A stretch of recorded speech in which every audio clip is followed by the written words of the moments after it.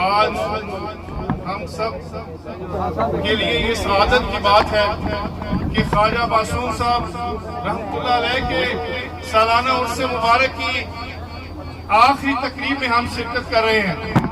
اس میں صاحبزادہ سلطان فیاض الحسن صاحب کے بھائی صاحبزادہ نیاز الحسن صاحب بھی تشریف فرما ہیں۔ یہاں پہ چورا شریف کے گدی نشین صاحب بھی، حسنین صاحب بھی تشریف فرما ہیں،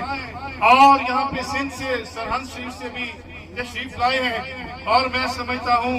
کہ یہ ہمارے محترم المقام پیر خواجہ